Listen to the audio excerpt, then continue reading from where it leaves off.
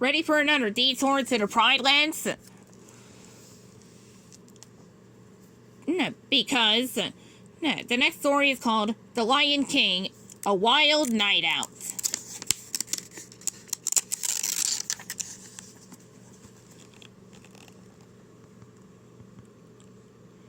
See, it was late at night in the Pride Lands.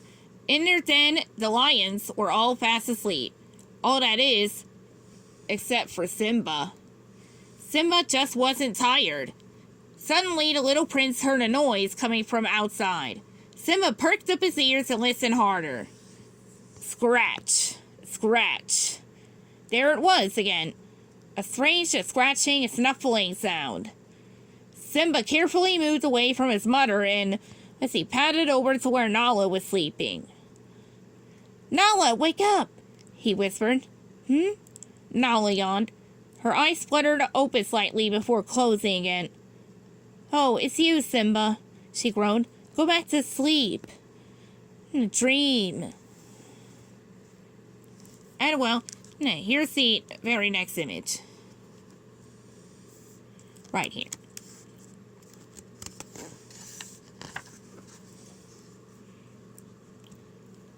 But there's something outside, Simba said. Come on, don't you want to find out what it is?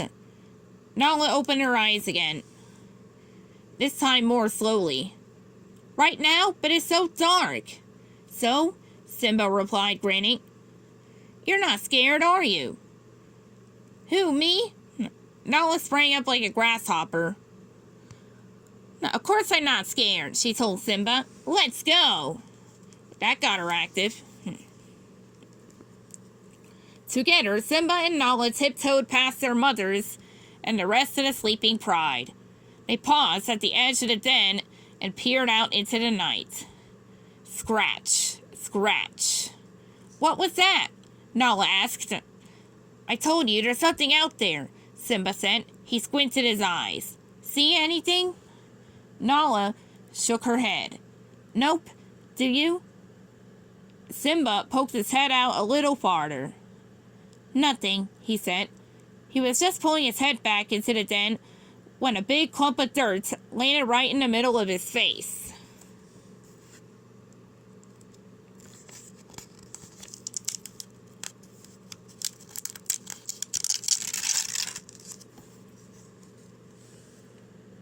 Let's see. Look, over there, Nala said as Simba pawed the dirt off his nose. Simba followed her gaze, his bright green eyes growing round. A shadowy figure shuffled out from behind a tall mound of dirt. Right there.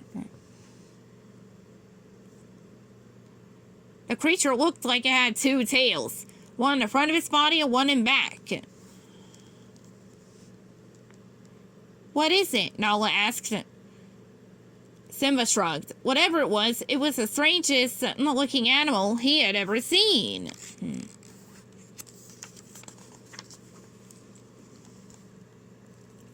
Simba wasn't about to let this mystery go unsolved.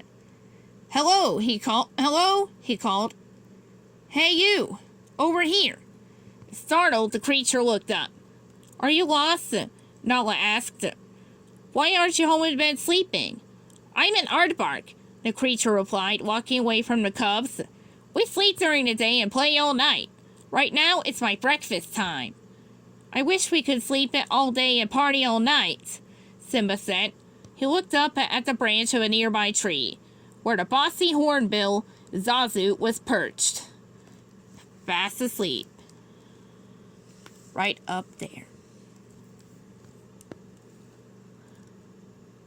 Then there would be no Zazu awake to spy on us all day long and tell us what to do. Simba and Nala hurried after the aardvark. Who had gone back to digging. The cubs watched, wide-eyed, as the aardvark stuck his gooey tongue into the hole he'd made in the side of a large mound. When he pulled it out, they could see that his tongue was even longer than Simba's tail, and completely covered with fat, squirmy termites. Yeah, that's right.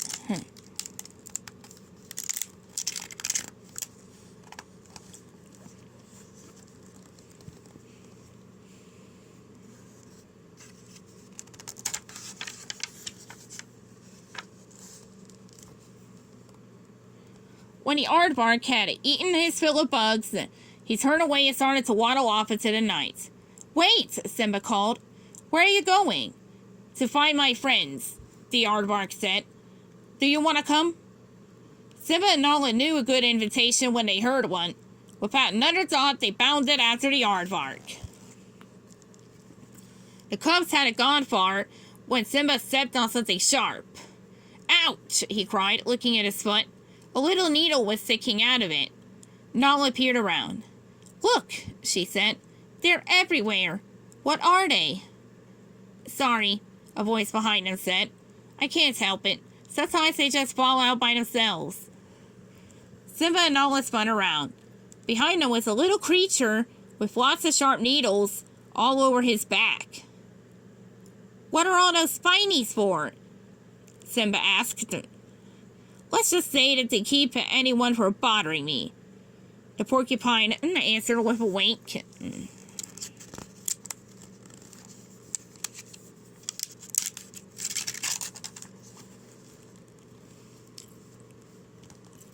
Just then, Simba realized that the aardvark had gotten ahead of them. The cubs had chased after him and found him talking to a spring. Found him talking to a spring hare with a long tail and short front legs. The spring hare suggested a jumping contest, and Nala and Simba accepted right away. They had always thought of themselves good pouncers. After all, they practiced every day. You might want to reconsider, the aardvark said. Simba laughed, but one jump into the contest, his laughter faded. The spring hare had jumped three times as far as the cubs.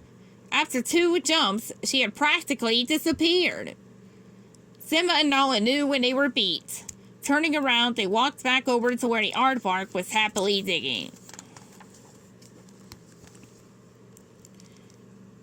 Let's see. Are you hungry? The aardvark asked Simba and Nala. The cubs' stomachs grumbled. They weren't used to being up so late after dinner. A little, Simba admitted. But when Simba and Nala saw what the aardvark was eating, they decided maybe they weren't quite so hungry after all. Do you have anything else to eat? Simba asked. You mean besides termites? The aardvark asked. He thought for a minute. Then he bounded off a few feet. Take a look at this, he called back to them. What is it? Nala asked. Ants, the aardvark answered.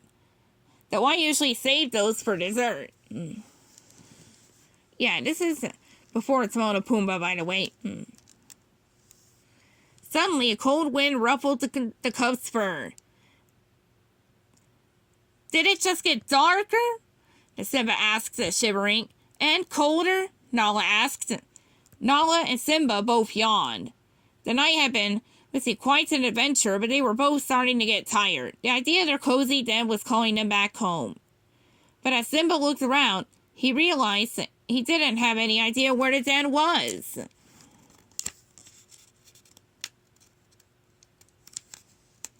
These pages.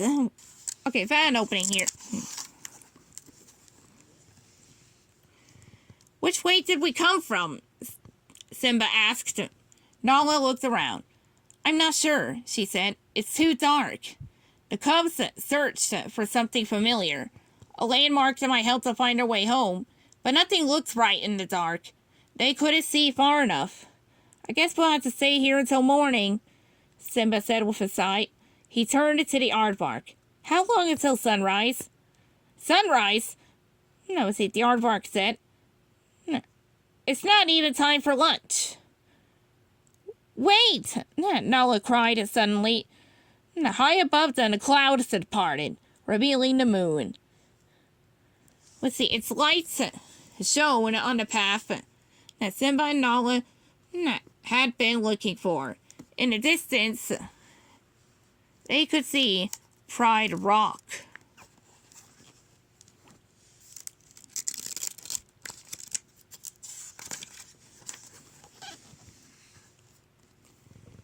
The cubs said goodbye to their new friend and hurried back home, tiptoeing into their den. They saw that everyone was still asleep. Happily, Simba and Nala snuggled in close to their mothers. "Good night, Simba," Nala purred. "See you in the morning." Simba paused to yawn. "What's for breakfast, do you think?" "Anything sounds good," Nala said, "as long as it's not bugs." The end.